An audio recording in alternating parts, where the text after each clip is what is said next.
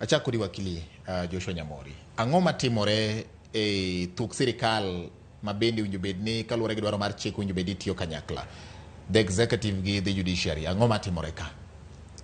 Ing'eni executive gi judiciary ok nya tiyo kanyakla. Nyaka bedni nitie ga tension e kind executive gi judiciary, nikech judiciary tije en oversight kata ng'iyo gik ma executive timo, and therefore nyaka bedni nyalo bedo ga tension. Mano there should be not be a problem.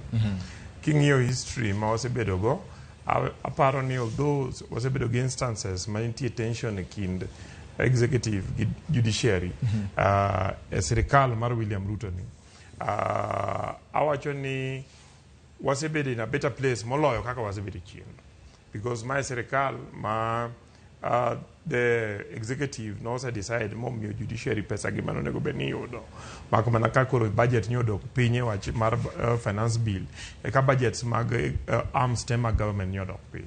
At the same time inyalo neno ka ker machoncha no dagi appoint judges mondo dhie koto appeal judges mano feel ni okoluore okolai kor sirikal.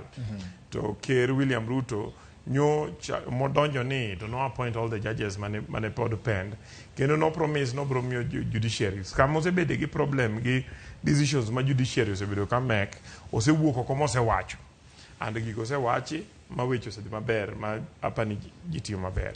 Ang'eyo ni nyo nitie complaint manyo the Chief Justice nyo raise.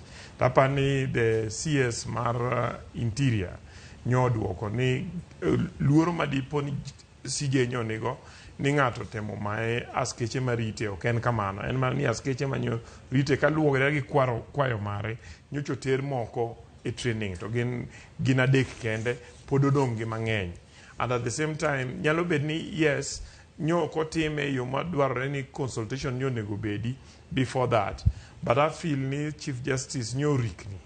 At the same time nyo reza lamo nego ng'eni en jotelo sama nitie wach jotelo bed piny to wacho ok iwuog mondo cause panic in the country. Okay. Erokamano.